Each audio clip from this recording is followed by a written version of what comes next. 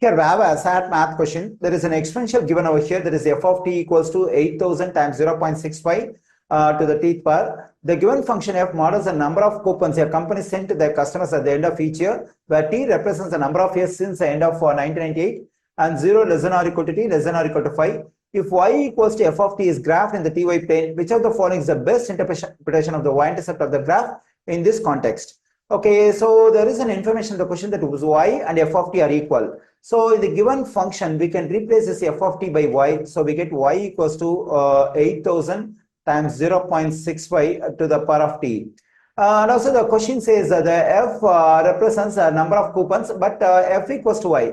So here in this function, y represents the number of coupons a company sent to their customers at the end of each year. Okay, and t represents the number of years since the end of the year 1998. Okay, here in this function, they're asking us to find the best interpretation of the y-intercept of the graph.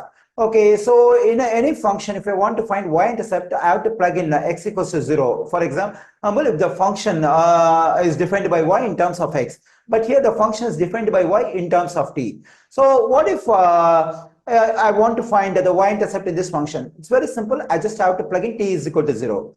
Okay, now let's plug in t is equal to 0 to get the y-intercept.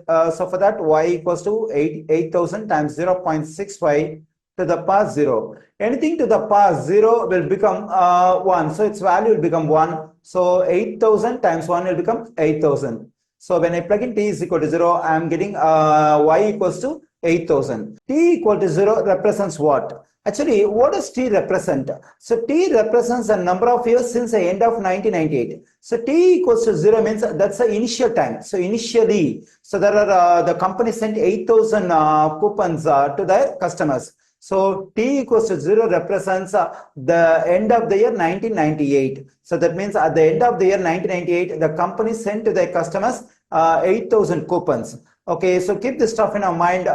So let's go with the options one by one. So the minimum estimated number of coupons a company sent to their customers during the 5 years. No, it's incorrect because so just now we discussed this 8000 represents, this y-intercept represents the number of coupons a company sent to their customers at the end of the year 1998. Okay, so option B, the minimum estimated number of coupons a company sent to their customers during 5 years. So this one also is incorrect. So the estimated number of coupons the company sent to the customers at the end of 1998 is 1428. Actually, according to the calculation we have done, so the company sent 8000 coupons to their customers at the end of 1998. That is t is equal to 0. But here this option says at the end of 1998, the company sent 1428 coupons. This is also incorrect.